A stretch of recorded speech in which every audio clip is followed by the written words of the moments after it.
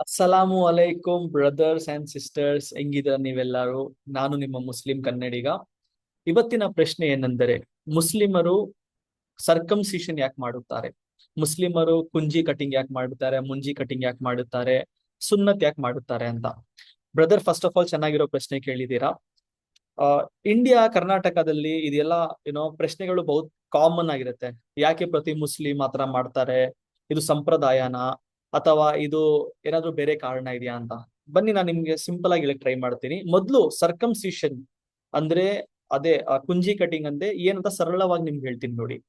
ಪುರುಷರ ದೇಹದ four skin ಎಂಬುದು ಸಣ್ಣ ಚರ್ಮ ಭಾಗವನ್ನು ತೆಗೆಯುವುದನ್ನು ಸರ್ಕಮ್ಸಿಷನ್ ಅಂತ, ಸುನ್ನತ್ ಅಂತ ನಾವು ಹೇಳ್ತೀವಿ. ಇದು ಸಾಮಾನ್ಯವಾಗಿ ಹುಡುಗರು ಚಿಕ್ಕವರಿರ್ತಾರಲ್ವಾ, ಅವಾಗ ಮಾಡ್ತೀವಿ ನಾವು. ಮತ್ತು ಇದು ಮುಸ್ಲಿಂ ಸಮುದಾಯದಲ್ಲಿ ಬಹಳ ಸಾಮಾನ್ಯ ಪದ್ಧತಿ. ಈಗ ಒಂದು ಇಂಪಾರ್ಟೆಂಟ್ ಕ್ವಶನ್, ಯಾಕೆ ಮುಸ್ಲಿಮರು ಇದನ್ನ ಮಾಡುತ್ತಾರೆ? ಬ್ರದರ್, ಮೊದಲು ಒಂದು ಸಿಂಪಲ್ ಕ್ವಶನ್ ನಾನು ನಿಮ್ಗೆ ಕೇಳ್ತೀನಿ ಅನ್ಕೊಳ್ಳಿ. ನೀವಾದ್ರೂ ಪ್ರಾಡಕ್ಟ್ ತಗೊಂತೀರಾ ಅನ್ಕೊಳ್ಳಿ. ಆ ಪ್ರಾಡಕ್ಟ್ ನ ನಿಮ್ಗೆ ಏನಾದ್ರು ಯೂಸ್ ಮಾಡಕ್ ಗೊತ್ತಿಲ್ಲ ಅಂದ್ರೆ ಏನ್ ಮಾಡ್ತೀರಾ ನೀವು? ಏನ್ ಇನ್ಸ್ಟ್ರಕ್ಷನ್ಸ್ ಬರುತ್ತೆ ಆ ಮ್ಯಾನ್ಯುಯಲ್ ನ ಓದಿ ಆ ಮ್ಯಾನ್ಯುಯಲ್ ನ ಫಾಲೋ ಮಾಡ್ತೀರಾ. ಇವಾಗ ನೀವು ಡಾಕ್ಟರ್ ಹತ್ರ ಹೋಗ್ತೀರಾ ಅನ್ಕೊಳ್ಳಿ, ಡಾಕ್ಟರ್ ನಿಮ್ಗೆ ಏನಾದ್ರು ಹೇಳ್ತಾರೆ ಅನ್ಕೊಳ್ಳಿ, ನೀವು ಅವ್ರನ್ನ ಕ್ವಶನ್ ಮಾಡ್ತೀರಾ, ಅವ್ರು ಏನ್ ಹೇಳ್ತಾರೋ ಟ್ಯಾಬ್ಲೆಟ್ಸ್ ತಿನ್ಬಿಡ್ತೀರಾ ನೀವು. ಯಾಕೆ? ಅವ್ರ ಸ್ಪೆಷಲಿಸ್ಟ್, ಅವ್ರಿಗೆ ಗೊತ್ತು ಏನ್ ನಮ್ಗೆ ಒಳ್ಳೇದು ಏನ್ ನಮ್ಗೆ ಒಳ್ಳೇದಿಲ್ಲ ಅಂತ. ಆ ತರನೇ ಯಾವ್ದಾದ್ರು ಒಂದು ಪ್ರಾಡಕ್ಟ್ ನ ಓನರ್ಗೆ ಗೊತ್ತು ಯಾವ್ದು ಒಳ್ಳೇದು ಯಾವ್ದು ಒಳ್ಳೇದಿಲ್ಲ ಅಂತ. ಆ ತರನೇ ನಮ್ಗುನು ನಮ್ ಮುಸ್ಲಿಮರಿಗೆ ಅಲ್ಲಾ ಮತ್ತು ಅವರ ಮೆಸೆಂಜರು, ನಮ್ಮ ಮೆಸೆಂಜರು ಮೊಹಮ್ಮದ್ ಸುಲ್ಲಾಹ್ ಏನ್ ಕಳ್ಸಿದ್ದಾರೆ ಅದನ್ನ ನಾವು ಅನುಸರಿಸಲು ಪ್ರಯತ್ನ ಮಾಡ್ತೀವಿ. ಇವಾಗ ನಮಗೆ ಕುರಾನ್ ಅಲ್ಲಾ ಏನ್ ಹೇಳ್ತಾರೆ ಅಂದ್ರೆ, ಸೂರ್ಯ ನಿಸಾ ಚಾಪ್ಟರ್ 4 ವರ್ಸ್ 15 ನಲ್ಲಿ ಅಲ್ಲಾನ ಒಬೆ ಮಾಡಿ ಮತ್ತೆ ಮೆಸೆಂಜರ್ನ ಒಬೆ ಮಾಡಿ ಅಂತಾರೆ. ಮುಸ್ಲಿಮರ ದೃಷ್ಟಿಯಲ್ಲಿ ಇದು ಬಹಳ ಮುಖ್ಯ. ಅಲ್ಲಾ ಮತ್ತು ನಬಿ ಏನ್ ಕಲಿಸ್ತಾರೋ ನಾವು ಅದನ್ನ ಫಾಲೋ ಮಾಡ್ತೀವಿ.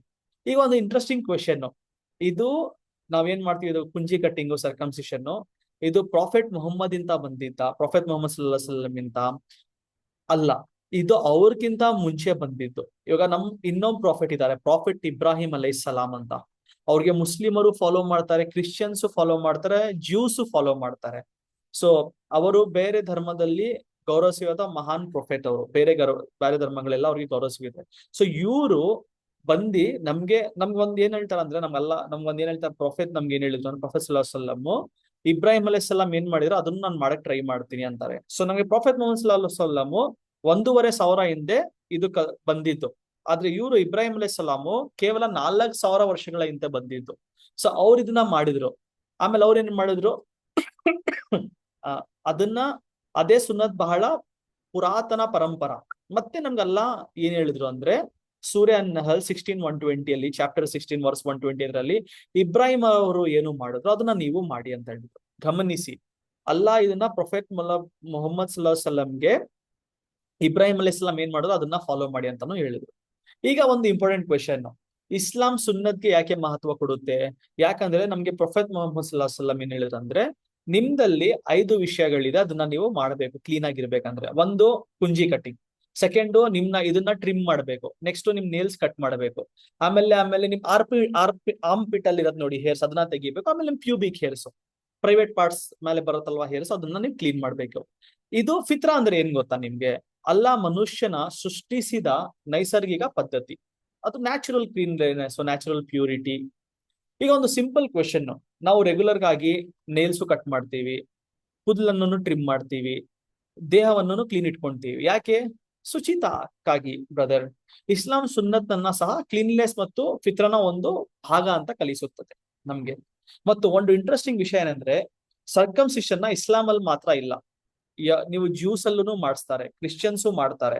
ಆಮೇಲೆ ಬ್ರದರ್, ನೀವು ಅಮೆರಿಕ ಅಲ್ಲಿ 50% ಆಫ್ ದ ಮೇಲ್ಸ್ ಮಾಡಿಸ್ತಾರೆ ಇದನ್ನ.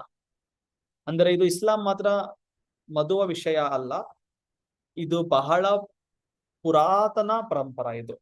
ಬ್ರದರ್, ಇಷ್ಟು ಇಂಟ್ರೆಸ್ಟಿಂಗ್ ವಿಷಯ ಇನ್ನೊಂದು ಏನಂದ್ರೆ, ಕೆಲವು ಮುಸ್ಲಿಂ ವಿದ್ವಾಂಸಕರು ಭವಿಷ್ಯ ಪುರಾಣ ಪ್ರತಿ ಪ್ರತಿಸರ್ಗ ಪಾರ್ವ 3rd ಖಂಡ ಅಧ್ಯಾಯ 3 ಶ್ಲೋಕ 25-27 ಗಂಟ ಮೊಹಮ್ಮದ್ ರಸೂಲುಲ್ಲಾಹ್ ಬಗ್ಗೆ ಮಾತಾಡಿದ್ದಾರೆ.